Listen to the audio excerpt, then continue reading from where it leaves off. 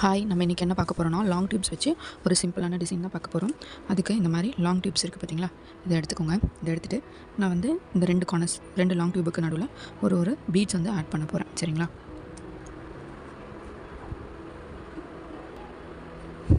இப்போ பார்த்தீங்கன்னா இங்கேருந்து ஒரு ஒரு பீடு, ஒரு டியூப்பு, ஒரு சின்ன டியூப். ஓகேவா? இந்த மாதிரி ஒரு கோல்டன் பீடு, ஒரு லாங் டியூப், ஒரு கோல்டன் பீடு போட்டிருக்கேன்.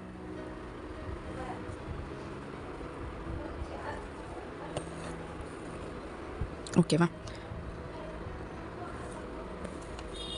இங்கேருந்து எடுத்திருக்கேன்.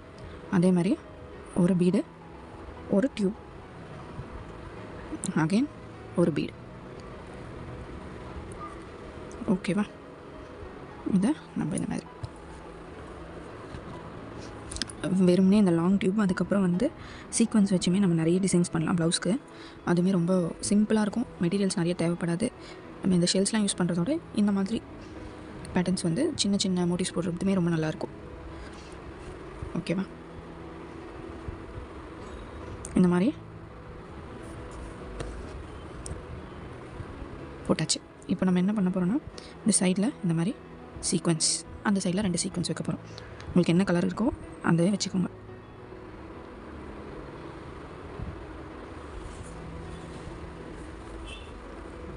அந்த பீடை விட்டுட்டு நம்ம இதுக்குள்ளே ஆரி போட தெரிஞ்சவங்க ஆரி நீடிலே நம்ம வந்து போட்டுக்கலாம். ஹேண்ட் நீடில் தான் போடணும்னு இல்லை, ஆரி நீடில் கூட போட்டுக்கலாம்.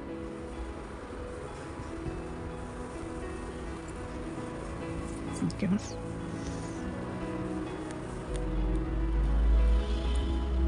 இந்த சைடு இது வந்து கொஞ்சம் இந்த சைடு கேப் தள்ளி போட்டிங்கன்னா நீங்கள் இந்த பீடு தெரியும். இல்லை ஒட்டி போடுறதுனாலுமே நம்ம வந்து அதை போட்டுக்கலாம். இப்போ நான் ஒரு பீடுக்கும் இன்னொரு பீடுக்கும் வந்து குத்தி எடுக்காதனால இந்த மாதிரி தூக்கிட்டு இருக்கு. ஓகேங்களா? நீங்கள் வந்து ஒன்றுத்துக்கும் ஒரு நீடல் குத்தி குத்தி எடுத்திங்கன்னா அது வந்து நின்றுக்கும் கரெக்டாக.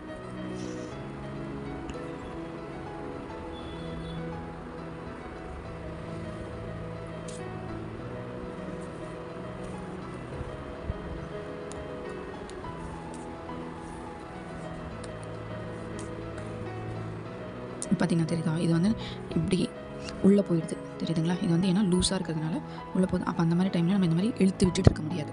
அப்போ நம்ம அதுக்கு வந்து டைட்னஸ் வந்து கொடுக்கணும். சரிங்களா? அந்த டைட்னஸ் நம்ம கொடுத்து அது வந்து எப்படி கிடைக்கும்னா, ஒரு பீடு வந்து நம்ம ஸ்டிக் பண்ணிட்டோம்னா பக்கத்துலேயே இன்னொரு ஸ்டிச் மாதிரி சும்மா குத்தி எடுத்திங்கன்னா அப்போ அது வந்து டைட் ஆகும். இப்போ நான் அந்த மிஸ்டேக், அதாவது நான் அதை குத்தாமல் எடுத்ததுனால பார்த்தீங்கன்னா தெரியுதா? அந்த லூஸ் வந்ததுனால என்ன ஆகுது, அது வந்து அப்படியே தூக்கிக்குது. இப்போது அதை நம்ம கரெக்ட் பண்ணுறதுக்கு லாஸ்ட்டாக கூட இந்த மாதிரி ஒரு நீடில் எடுத்து